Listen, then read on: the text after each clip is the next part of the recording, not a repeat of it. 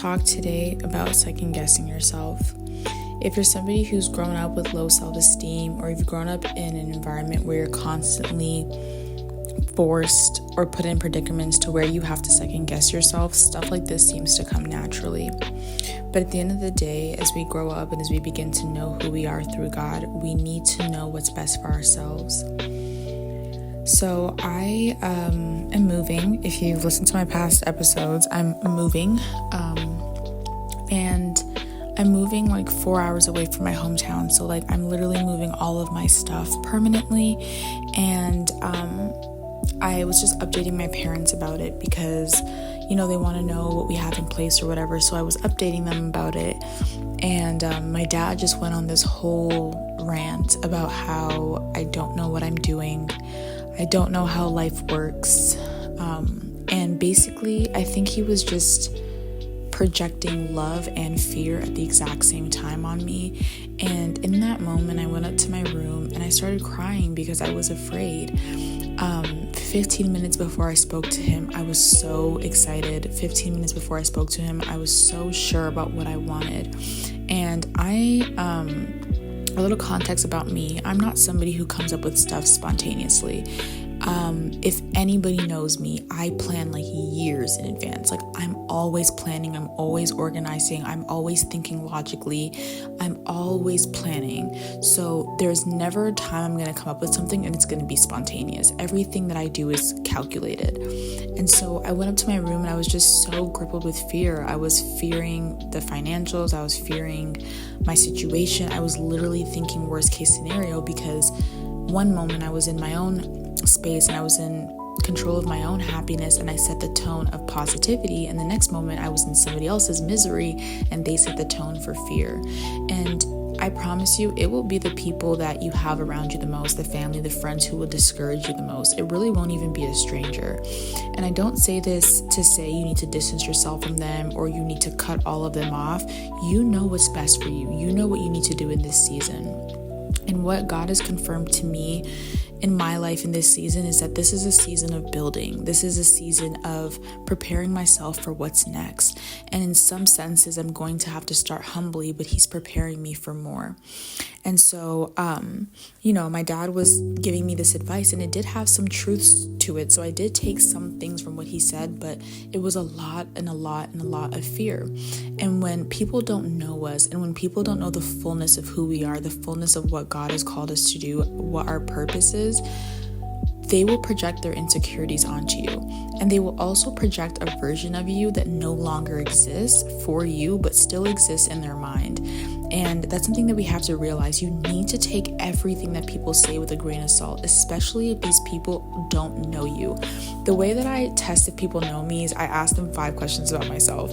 What's my favorite color? What's my favorite soda? What's my favorite thing to do in the summer? What's my favorite music genre? And what's my favorite movie? Like basic, minuscule things that people who love you and who actually want to be around you should know about you. People can never answer these questions about me. And obviously, like there's more than just those questions, but it lets me know like you really don't even know the basics about me. How do you think you know what's best for me? And specifically for my parents, they've always been very like strict and education this and education that. So they're not, they don't care about the relationship side of having children. It's just about kind of having children to show that you've had children and that they've grown up to be successful. And with every different culture and with every different way that your parents have grown up, they will raise you differently. And I'm not here to spew anger. I'm not here to tell you to be mad, but sometimes you need to pick up your cross and walk. You need to go live your life on your own and stop allowing opinions of people who think they know you to control you. As much as I would love to say that my parents know me, they really know nothing about me. And so in that moment, I was like, is my dad right? But in that moment, I'm like, he really knows nothing about me. He knows nothing about the changes that happened in my life. He knows nothing about what God's calling me to do. And a lot of these people will be committed to misunderstanding you. They will be committed to only wanting to see their way. If it's not their way, they can't understand why you're doing it. But you have to remember that this is your life. Any decision you make from here on out, it's on your hands. Any debt you accumulate, any place you choose to move, any people you choose to keep yourself around, that is your cross to carry. So people can give you advice all they want. But if you choose to take that advice, it's on your head for whatever happens in your life. And that's why it's so important to know yourself. The Bible tells us to love people, but the Bible tells us to love people as we love ourselves. If I don't love myself, if I don't know how to love myself, if I don't know how to be patient, kind, like if I don't know how to do these things with myself, there's no way that I can get to do these things with other people. And so in this moment of your life, if you're in the same season as me, we need to be committed to building. We need to be committed to knowing ourselves first. It is so dangerous to not know yourself and to get around a bunch of people. Everybody's already dealing with trauma. Everybody's already dealing with betrayal and hurt. Would you want to be that person that contributes to it? I wouldn't. I want to live a holy life. I want to live a godly life.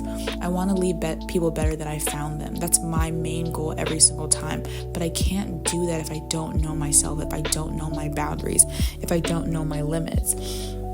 And so you know what's best for you, but these people will not understand God's plan for you, and it's not for them to understand. A lot of times when God's doing something new in your life or calling you to something, sometimes it's even confusing for us to understand the bigger picture. So we're following God as the steps go. But these people, if you can barely understand what God's doing in your life, or if you can't see the whole picture, please do not expect people around you to know what God is doing or to see the full picture. You look crazy 9 times out of 10 when you're following God's will, because it steps beyond the bounds of what the world tells us to do. It causes us to take risks that people would never take. But there's something that we operate in, which is called faith. And the rest of the world, especially today, the rest of the world is just operating on so much fear. And so it scares them, ironically, to see you have faith. Like, they're already in a state of fear. It scares them to see you in a state of faith. And so I'm not saying to not take advice from anybody or to not listen to people, because some of the things that my dad said was very, very true. He talked about how, if we isolate ourselves too much, I'll never be able to find community. If I isolate myself too much, it's going to be very hard for me to socialize with people. But what he didn't know about me is that I joined clubs my first year.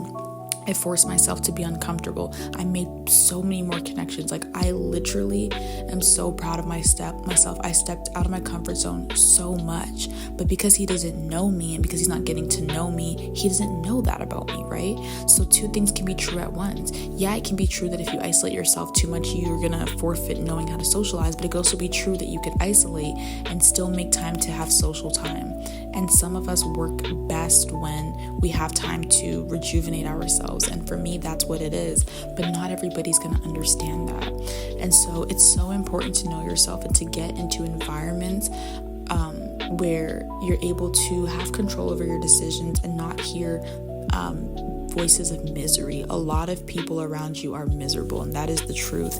And a lot of people around you don't want to see you making the decisions that all their life they've been scared to make. When you're stepping out in faith, 9 times out of 10, you're doing something that people are so afraid to do and haven't done for 15 years. You're doing that in the first 15 minutes of the season of your life. And that bothers people. It bothers people to see you do what they couldn't do for years. But let me tell you, that is not your problem. It is not your problem. It is not your responsibility to make somebody happy. It is not your responsibility to make somebody take charge of their life. The only thing that's your responsibility is how you act, how you carry yourself, and how you display the image of God in your day-to-day life. And if you need to be alone, if you need to move cities, if you need to move states, if you need to move countries in order to become the best version of yourself, then that is what you have to do.